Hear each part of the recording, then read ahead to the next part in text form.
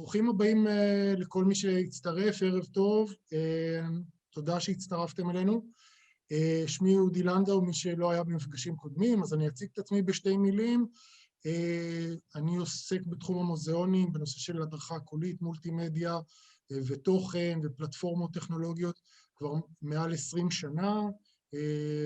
נושא של הדרכה קולית, אפליקציות, פתרונות שונים.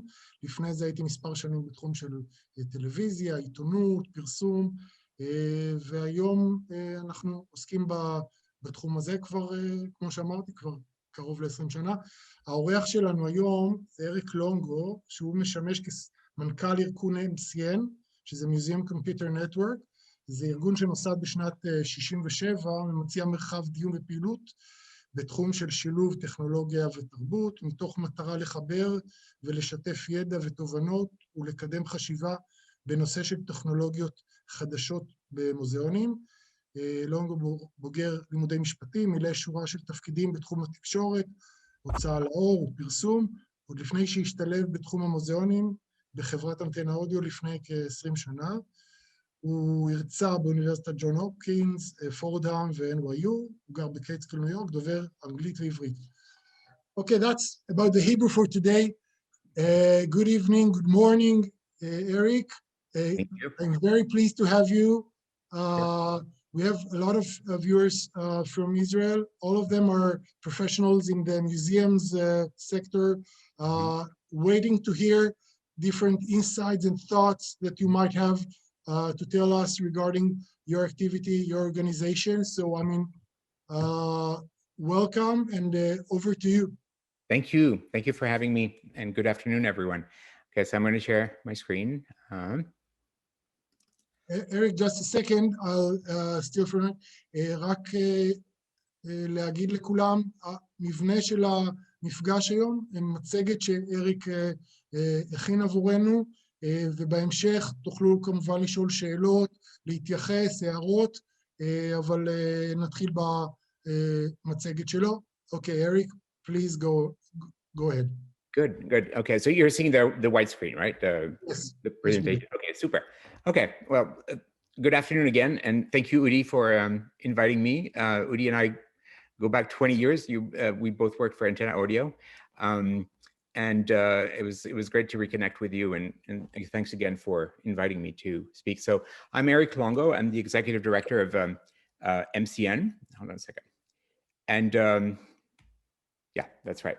And MCN was founded in 1967 in New York City as a professional membership association for museum professionals who work in or around technology and digital nowadays. And we kind of refer to ourselves as the Muse Tech community, hashtag Muse Tech, Museum Technology. So we offer our members, a variety of programs, an annual conference, mentorship relationship with people in the community. And our mission is really anchored in the professional development of needs of museum professionals by providing them with a space to connect, share, advance the thinking around emerging technologies and share new approaches to digital engagement in museums. Actually, I wanted to let you know, this was the first conference of MCN, which was founded in 67, but the first conference took place in April of 1968 at the Met in New York. And you can see that this is the program, and it's called a Conference on Computers and Their Potential Applications in Museums. And I just love it because it almost hasn't changed. This, if you're curious to know about our history, because it's quite interesting, and we have a great timeline, so you can fetch that on our website. But I'm not here to talk about MCN. I'm here to talk about 2020, a year to remember. And I think it's not an exaggeration to say that each one of us, wherever we are in the globe, has lived through one of the most horrendous and most challenging year in memory. And unfortunately, many predict that we may continue to experience significant disruptions well into the later part of the year, unfortunately. But that said, the pandemic, I think, has changed the world as we knew it. And I think it's fair to say that COVID, not museum directors, led museums in 2020. One of the aspects, to me anyway, that COVID is, it's like a giant magnifier that reveals or exposes everything that's not working in the world, essentially. You know, there's so many fractures that we're seeing. And museums, of course, it impacts museums as well. And, you know, it has upended their strategies in the middle of the year. You know, we were going into the highest tourist season of spring and summer. So it really exposed the foundations that underlie the efforts across digital, the good and the bad, I think, in many cases. And many museum professionals were caught flat-footed, you know, like completely off guard. The goal of digital engagement and marketing shifted from driving visitation and attendance in person, to a physical building, to creating an equally compelling online museum experience. So digital teams had, in a bunch of museums in March, April, in the US, had to figure out quickly how to engage audiences that were stuck at home with no chance of, visiting those institutions because they were closed. And the change was pretty swift, and it often seemed like it was a panic from museum directors to, put everything on the website and, at least we have a present. But it came really from all leadership levels. And I'm not sure how you guys, reacted to this crisis back in the spring in Israel. But I thought that to help us understand how to lead with context, which was the title, which is the title of the presentation, I want to kind of like zoom out to get a better picture of what's at play here. So I'm big on context, because I see life in shades of gray, not in black and white. And everything is almost always nuanced and it needs to be considered within a certain context. So to me, as disruptive as the COVID-19 crisis is, it's also happening at a time of profound systemic changes. And to help us understand the forces at work here, I recommend really a great book by two museum practitioners and colleagues of mine, Keir Winesmith and Suze Anderson. Both of them are Australian, but Suze lives in Baltimore in the US. And it's called the Digital Future of Museums, Conversations and Provocations. And it's, if you can get your hands on it, I really recommend it because it's about 24 essays, conversations between two museum practitioners from all over the world, and in conversation with one another on certain topics that are moderated by the authors. And it's really insightful. It's a small book, but you'll find yourself going back to it. So what I want to first kind of like lay the background is a very high level recap of some of the key elements that I learned from the book and also a way to credit the work. So complexity.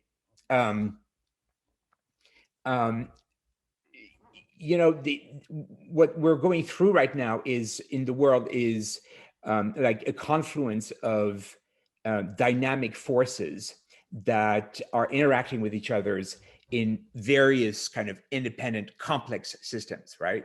And tensions between them trigger kind of like chaotic effects throughout, the larger system with kind of like knock-on effects.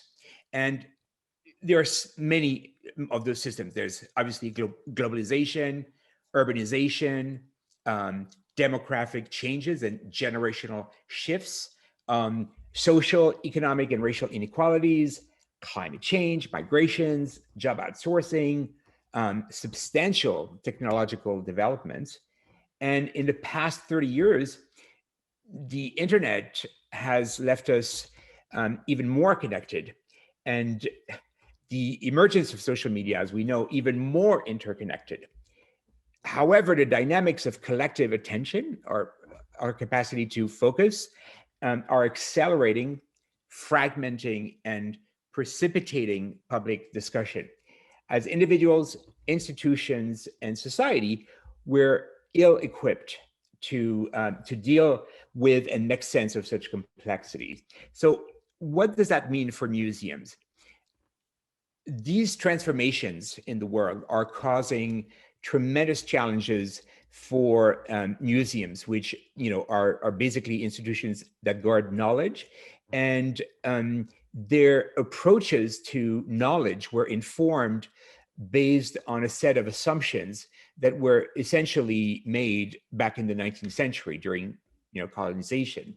And we live in a different world. I mean, it's clear to say, I think, that last year, at least in the US, because of the racial tensions and police brutality, we've seen kind of a big shift in awareness about that this is no longer sustainable, right? And many people in the US are holding museums accountable for this. So back in the day, museums were established on structures of colonial and patriarchal oppression, and today those structures are being challenged from all sides. There's no longer a lack of there's a lack of pluralistic narratives in which younger generations fail to see themselves and their shared experience reflected in museums. Essentially, they don't see themselves in institutions. Social media give people the ability to participate in online discourse, and it brought into question existing models of authorship and authority by allowing user-generated content. So back in the day, you had a curator that was the gatekeeper for knowledge, and that was the only authority. You couldn't, there was no challenge in place. And now anyone has a voice. So that has created, we all know what's happening with social media, but it's important to remind ourselves that it's not just COVID. It's compounded with other factors that are going through right now. So this rapid change of our society is almost entirely driven by digital technology progress, and is causing enormous stress to the very kind of risk-averse and static institutions that are museums. And it's not museum directors don't take this the right way, really, but some of them do. But here we're looking at the impact of the pandemic in the US, and it's kind of like too soon because the things are still in motion. The crisis is still happening. So, we're still shaking, so to speak. It's very much fluid and the dust has not settled.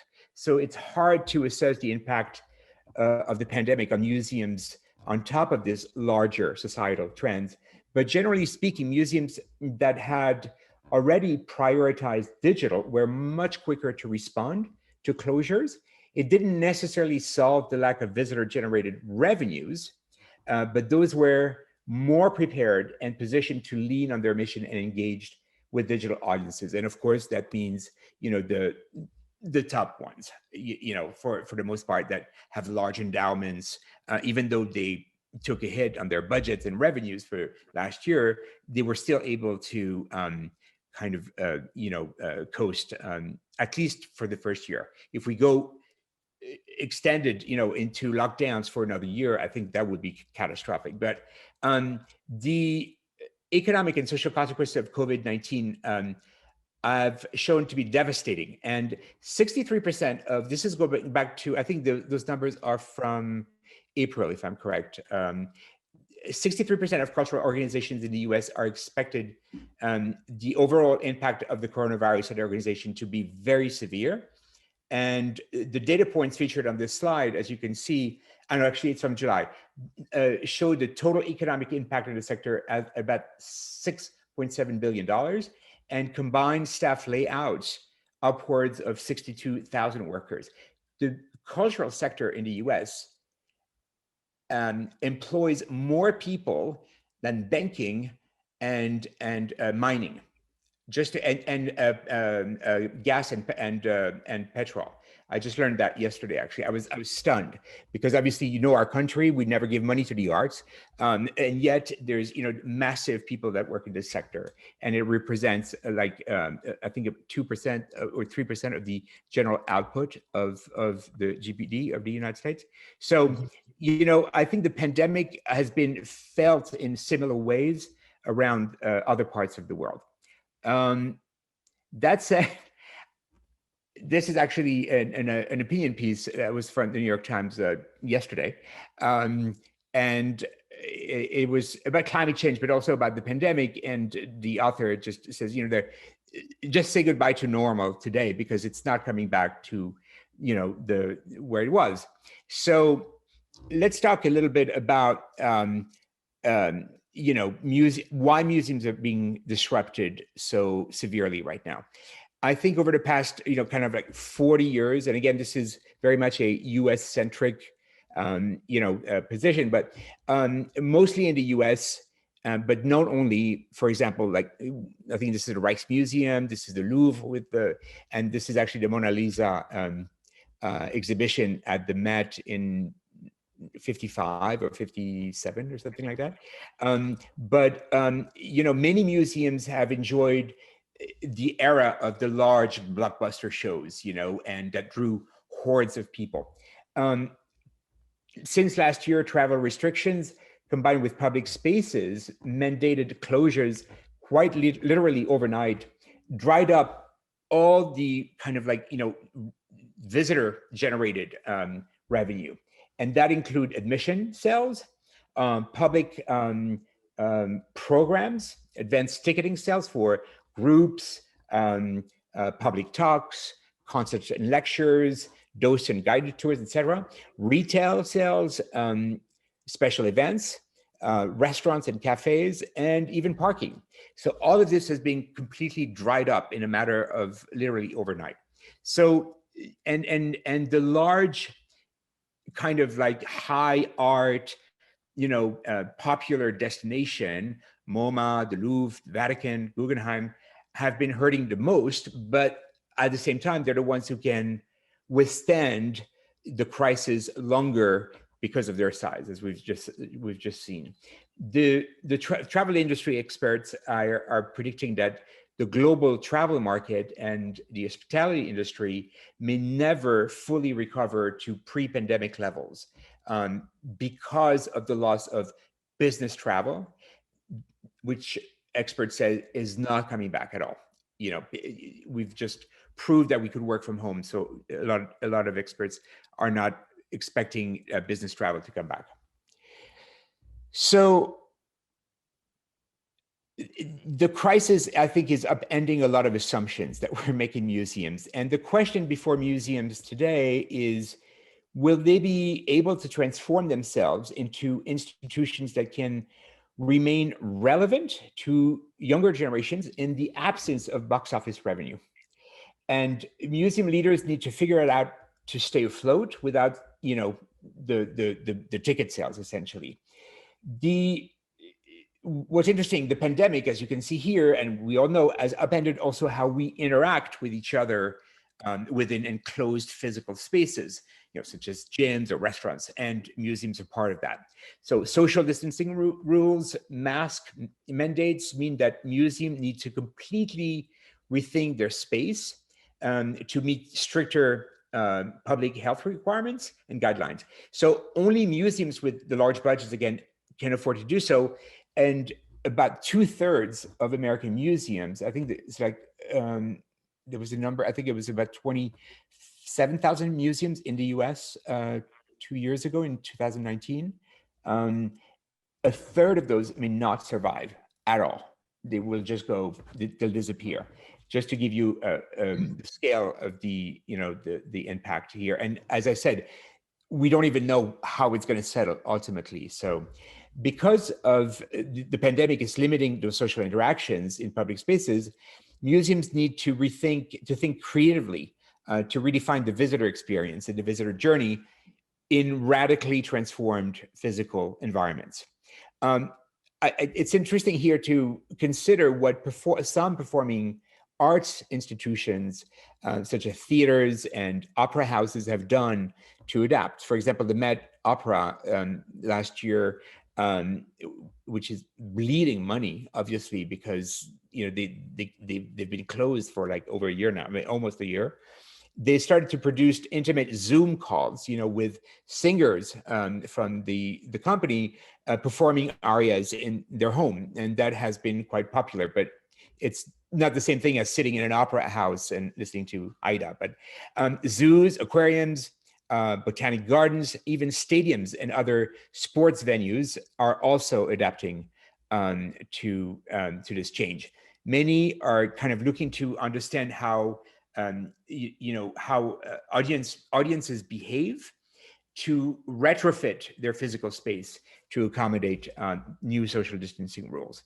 So I thought it would be like a good exercise to think about, many adjustments that museums have made over the past few months are likely to continue to be our reality for a long time. And so I thought it would be interesting to look at how much change that entails. And here are some of the things that may not come back. So blockbusters, this is just my list, blockbusters, crowds, docents and volunteers, very sadly, they're never going to come back. And, the typical profile of docents are, retired people who live in cities. And so and it's also for them something to do as senior citizens. So it's a sad situation. Something that's going to be gone, impulsive, last minute visits. Oh, I'm having dinner there. Why don't we just go to the Met afterward, or something like that. So visitors would be expected to plan their visit well ahead of time. They need to purchase time tickets before they get there. The number of visitors per family may be limited in some cases. Loaning audio guides, as we see here, those days are gone. Nobody's going to want to touch anything, and museums are actively looking at completely, have no interaction at all. Even faucets in bathrooms, to tell you the truth. And interactive displays, which had been really popular over, I would say over the past 10 to 15 years, these are gone as well. I mean, I know company Idea who makes those tables. I think this one is at the Cooper Hewitt Museum at the National Design Museum in New York City. It's a Smithsonian, but it's the only one outside of Washington. So those tables, gone. Something else that I think is going to be gone, just taking your time and walking about the galleries with no destination in mind, gone. No random tours. It has to be linear because you need to move people from one room to another. So the other thing is public programs, obviously public talks, concerts and lectures, symposiums, all this, I've shifted online. And there's, from what I heard from, colleagues around the US, is like, they don't think it's going to come back. There's no reason why, you would want to have that. So it's hard to predict, but that's where the thinking is right now. And, with all these restrictions, I wonder if museums are going to continue, if they ever were, children-friendly spaces. It's when you have a family or young children and you have to go in a certain order, it's challenging. It can be very challenging. So what could be gained from this crisis? We know already that social distancing and masks are likely to be enforced well after mass vaccinations. So what could be gained? Quieter visits, less crowds, slow looking experiences, which is something, there is such a thing as in museum education as a slow looking practices. And more importantly, I think there's an opportunity to fundamentally rethink or reinvent the visitor journey by bridging Udi, you remember like when we worked for Antenna, it was always very much the pre, during, and after visit experience, right? The whole loop. And so I think there's a really pressing cause here to say that the visitor journey needs to be completely reimagined and adapted to this new situation. The real opportunity for museum digital practitioners is accessibility, because no interpretive devices like audio tours or multimedia tours, or it can be touch, even interactive displays and galleries, you only have text panels and wall labels, as we all know, that are always written in kind of microscopic font. But we'll need to consider new ways to deliver accessibility features that were formerly available, such as, for example, transcripts, or, you had some tactile tours for the visually impaired. That's gone. I mean, it's the world is going to go dark for them. So one of the things that I heard when I was preparing this presentation and asking colleagues around the country was, what do you think is going to happen? And say, well, let's work on creating digital products that integrate those accessibility features that were formerly available on site on our personal devices, because now we all carry one. And so they said it would be interesting to see, for example, if your phone could buzz if you come too close to another person. So what I'm showing here is, for example, an Italian company called AME, Advanced Microwave Engineering. They're in Florence, in Italy. They manufactured this social distancing tag that basically you put around, a lanyard, and you can probably gauge the range. But what happens is, like, when you get within 6 feet or whatever you modulate it to be, it vibrates, or it flashes. So this is one of the, I'm not sure if you've seen this product before in Israel or not, but it is something that, it could be used, it could be integrated perhaps with phones, so that you don't need to care, you want a frictionless environment, essentially. That's one of the big things. Udi asked me if I knew of any museum digital engagement initiatives that leveraged or used gaming. So, which, as we know, is a huge market for younger generation, especially younger men, I think. Gaming and museums haven't really hung out together that much, other than I've heard of, not even gaming, they were more like scavenger hunts, right? In history, in natural history museums, with the dinosaurs at the National History of American Museums, and also in some science centers, but still the scope was very, very limited. So I thought I wanted to just mention to you, because it's an interesting idea. I don't know if it could be replicated in Israel, but this it's called Game Plan, and Museum Education and Game Design, and it's a partnership it's a project that's funded by IMLS, which is the Institute of Museum of Library Services, which is a federal agency of the U.S. government. So it's a federal funding, and it's a partnership with Games for Change, which is a New York-based nonprofit. I think they were established in 2004, and their mission is to empower game creators and social innovators to drive real-world impact through games and immersive media. And so Game Plan is a kind of professional development program that is designed for our age of social distancing, to raise museum capacity to use games and game-like learning within youth programming. And I thought it's something that could be replicated with other funding in Israel, but it just started. It was funded in November, so I just wanted to mention that.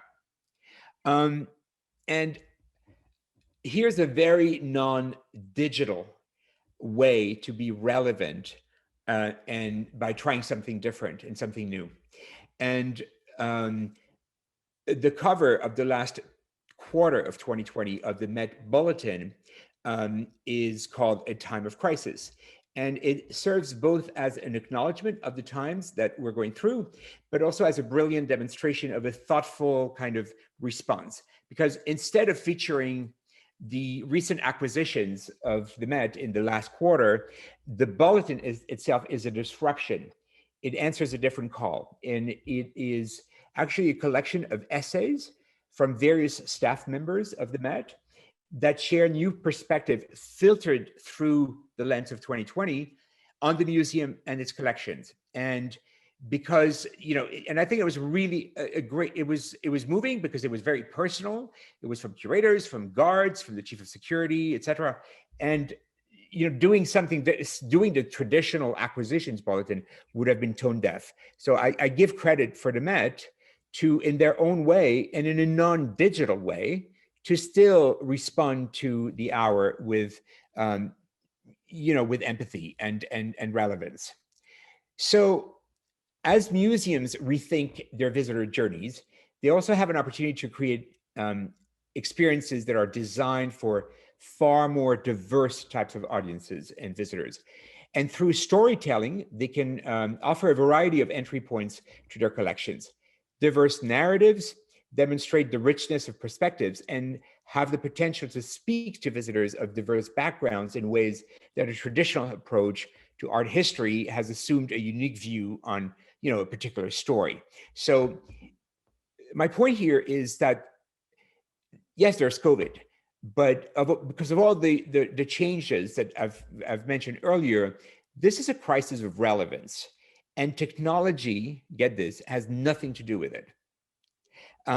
When I started working at Antenna 20 years ago, I remember learning right away that, it was never about the technology, but the stories that are told through technology. And I think the advice still holds true. Digital now powers our world. I mean, that's how we conduct our lives, not just our businesses, is how we navigate, how we speak to our friends, our family. And, it powers the world the same way that electricity, when it was first commercialized, was powering the world, right? It's a commodity. And what sticks are not like, oh, what a beautiful device, what a beautiful piece of technology. No, what sticks is like the text I received or the content I just shared with someone. And that's where relevance is. And so the opportunity here for museums is to do what they do best, which is to provide great stories about their collection. That's really true digital engagement, in my opinion. Another aspect that we could look at for museums, or museums could look at, is being anchors for local communities. I think Nancy Proctor gave, our former colleague of both Udi and myself, is now, she does community development at the Peel Center in Baltimore, which is kind of a center for Baltimore stories and studies, and kind of a laboratory for innovation, cultural innovation. And her vision was really for the Peel, when she started 3 years ago, to be kind of a digital commons and a storytelling platform, which I mean, it's so Nancy, if you know her. And it's really, our whole approach is about hyper-local and building a local community around the museum, around the Peel Center. So there's been a lot of discussion in museum circles in the US about why museums don't seem to be part of the local fabric of their immediate location, and why this needs to change. It's a valid argument. Why are museums why have museums not volunteered to be voting sites or vaccination sites, right? Why not? I mean, if it's not, this is not about changing their mission. It's about serving their local communities as a public space, both in real life and virtually online. And so by offering its space to its communities, it has a chance to engage with local visitors through stories about their holdings that relate to those that they serve. And we all know that we patronize, we frequent the places that we recognize as part of ourselves, that we see ourselves into. That's relevance, right? So I thought I would mention also a new initiative, because over the past, obviously, few years, there's been a lot of talk about the degradation of public discourse and the need for having better conversations and more civility in online public forums. Civic Signal is a recent partnership between the Center for Media Engagement and the National Conference on Citizenship here in New York. And their mission is to ask what healthy societies need from digital spaces, not just in terms of harms, but in terms of the public goods that they provide. So they launched this initiative, and it's a place for, as you can see, for thinkers, builders, designers, and technologists to meet, share inspiration, and make better digital public spaces. What I think is interesting, it is they just had a virtual conference about 2 weeks ago, and I attended, and it was interesting. There was a certain number of urban planners that were part of the event and drew many parallels between the practice of urban planning and building digital spaces, insofar as they focus on local geography, because, as someone said, it's really hard to hate someone when you see them up close, right? Because we see another person more as a human. So local communities that connect virtually, but also people know each other from the actual physical environment, are much more successful. So there's a scale effect here, which I think is interesting. And I think museums, as museums and their role in societies are being challenged, museum technologists must play a role in shaping the cultural digital places and platforms of the future. So in conclusion,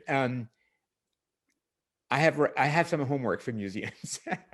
I think that I'd like them to commit to diversity and inclusion. Given first of all, it's really hard to make predictions, as I said earlier, because we don't know how things are going to settle. But it helps to remember that there's always a light at the end of the tunnel. And because of the opportunity that digital offers today, museums, they must realize that unless they start to change their organizational culture and how they position their place in the greater society, their practices will not reflect the level of inclusion and diversity necessary to instill the trust from local communities so they feel they can belong. So that's the first thing. The second is about owning the past. Be bold, publicly recognize the role of an institution has played into certain practices that have contributed to human suffering, such as colonization, for example, or slavery. It doesn't amount to erasing the past. It's and restituting entire collections to others, although in some cases that may be the appropriate response. But I think it's about owning one's own responsibility in something and taking action to mend bridges and repair relationships to make peace, essentially. And to me, I think the last thing is that museums, historically don't like to share. They have this kind of very scholarly approach to their collection, and they see that we don't share. But I think that is very territorial, and if they are to embrace physical, being public spaces for their communities at the local level, they should also provide greater connections between museums in cities, right? And make connections between collections. And it's something that just doesn't exist right now. So if I'm at the Met and I see something that, a more contemporary, more modern, their collection of modern art is limited, and I've never been to MoMA as a New Yorker, as there are many New Yorkers who've never been to any museums, I think this is something that should be encouraged. So in parting, I just wanted to share this quote from Max Hollein, the director of the Met, which I thought was interesting. It says, he says, in previous times of crisis, the museum served as a place of refuge for New Yorkers seeking solace or inspiration. So I was at the Met on 9/11, and it's true that we were in shock, but in the weeks after 9/11, everything was open and people got together in museums and, really needed to be with one another. That is no longer the case. So our closure challenged us to reach out to a global audience, grounded at home by broadcasting more of our offerings online. In the face of adversity, these restrictions stimulated the creativity of our staff and fostered a sense of shared experience that will continue to push us forward to explore the digital realm and extend our connections with followers worldwide. I thought that was a pretty good quote to end. Toda rabba. Toda rabba. Thank you very much, Eric. That was Sorry, I went a little bit over time. It's fine. I mean, you had a lot of very interesting things to say. So first of all, thank you very much for this presentation. I will let now, if people from our participants have some questions, you're welcome to ask it. In the meantime, I wanted to ask you several things, but let me start with, there is a thing, let's say, a term which is used very often in the last several years, which calls regarding digital transformation. That, a lot of people are talking about that this is what should happen. What is your view about this term? What do you think about it? Well, it's a term that I think was coined in the early 2000s, I believe. Mm-hmm. And it means different things for different people. But digital, I think it's not about technology, first of all. Digital transformation is, as I said before, is like technology is a set of tools in the service of the museum mission. So digital transformation is kind of an organizational change that requires an institution to rethink its organizational structure, its workflows, its processes, and culture, so that they're aligned with the business strategy of the museum, right? So the practice of digital transformation is ongoing. I'm sure you've all heard of the iterative process of software development, like agile. And so it's about recognizing that digital transformation has changed how we access and share information, how we connect with each other through our devices, and how we navigate and make sense of the world around us, right? So that's, to me, that's what digital transformation is about. Right. Now, another thing I wanted to ask regarding, you said regarding the game plan project. Mm-hmm.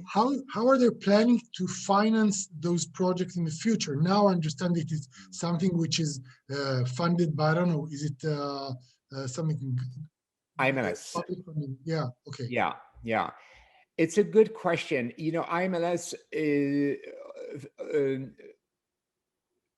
funds, you have different types of grant that you can apply.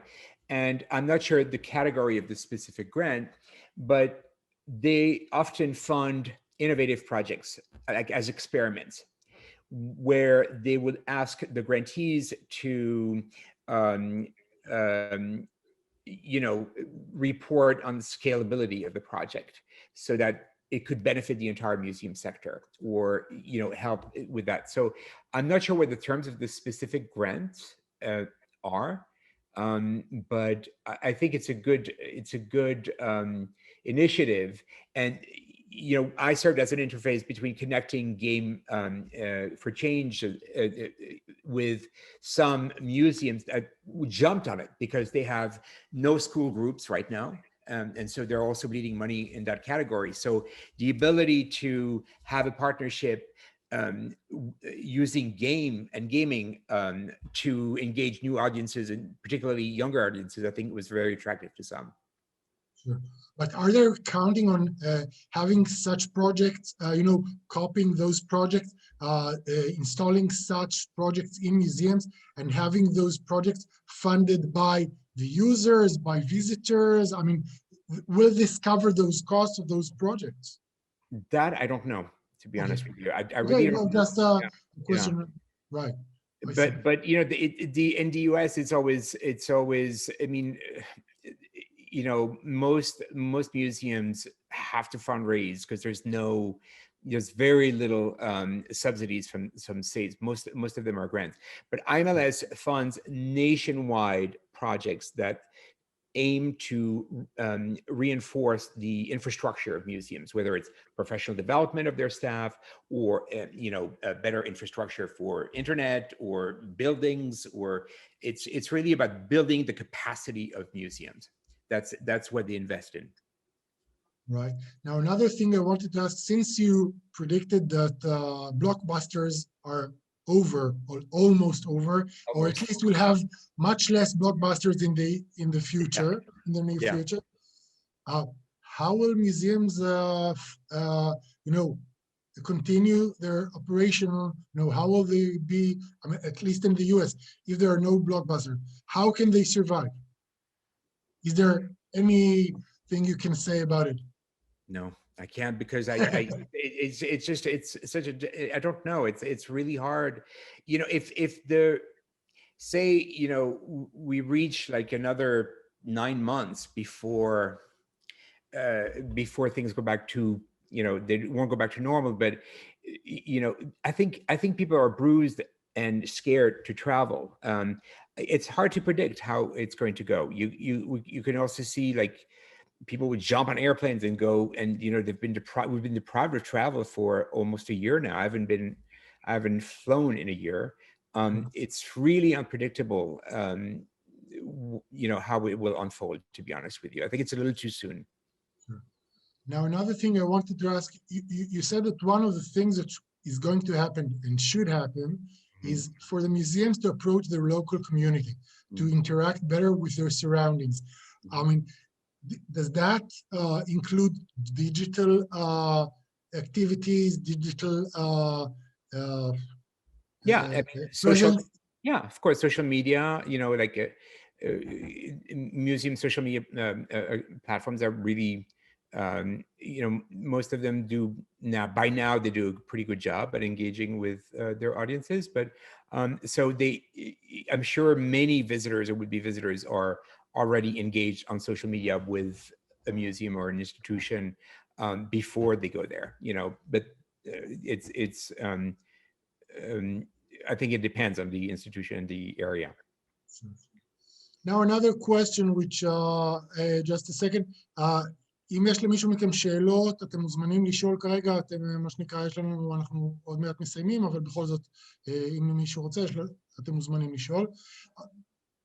לפתוח את המיקרופון מי שרוצה, מוזמן לפתוח, פשוט לשאול אונליין. Eric, back to you. I've asked for anyone who has more questions. Can you try, I don't know, to make a wild guess, how museums will look in 5, 10 years? I mean, what is going to change in, you know, just pick when, and what do you think will be different than what's happening now? I think accessibility. We're going to see incredible innovations, I think, in the area of accessibility. And by this, I mean not just accessibility, you know, online accessibility. So you all know about WCAG, you know, the web accessibility guidelines. And the thing about accessibility is that you know, it was something that was started for people who had low vision, and at the end of the day, it actually benefits everyone, because if a page is clear, if a user experience or interface is more intuitive, everyone benefits from it, right? So I think it's an area where we're going to see a lot of opportunities happening that are going to benefit really the entire, you know, the visitors at large, not just those that have certain physical impairments. Right. Okay, last call for questions from our viewers. Anyone who wants to ask can just unmute himself and ask if you want to ask, because we'll soon have to end our meeting. But I mean, you're mostly welcome to ask a question if you want. Eric, okay, so just another question. Oh, okay. Just regarding how do you think, what's the role of museums now, how can they help? You mentioned the project, which seemed very interesting, regarding how museums can affect the social conversation, how they can make an impact over there. What do you think, just a museum which is operating today, what is the role of such a museum in the community? What is the role in the social community? What's the first thing they should do in order to impact the social environment? Invite local community members who never come to the museum, don't see themselves. But if they do so, and those populations don't see themselves reflected in the staff, it's not going to work. So that's why there's so much work being done right now within institutions to diversify their workforce as a way to demonstrate to their, that they see themselves reflected in museum staff. So it's kind of a catch-22. So the idea is, there's, why people don't go to museums, because they're afraid. They don't think they belong there. So the relevance is about establishing trust and a sense of connection and kinship between, yeah, I belong here. I mean, if you never were brought to a museum when you were a child, the first time you go, and you're Black African American, they get looks by the guards, right? It's all, these are the realities. So there's a lot of training that needs to happen, but I think it's something that, and the pictures that I had in my presentation were actually of the Brooklyn Museum, who many years ago, probably I would say about 12 years ago, if not more, had once a month they had Target Saturday. Target is the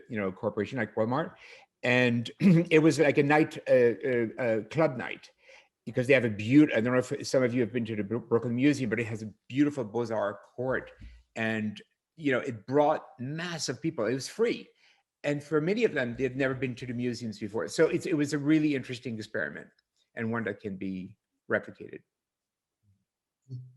Right. Okay, that was very interesting. Okay, if we don't have any questions, so Eric, I wanted to thank you very much for taking part in this webinar. I think it was very interesting. I think that we've learned a lot about options, very interesting thoughts. So I mean, really happy that you could join us today, and I wanted to thank you so much for taking part in this. And toda rabba, as I said. Toda rabba. And check it out, mcn.edu if you and my email is eric@mcn.edu if you want to get in touch. Yes, if you want to contact Eric either directly or through me, we'll be happy to transfer forward your question. Thank you very much. Thank you very much, and have a good evening. Stay safe. Bye. Bye-bye.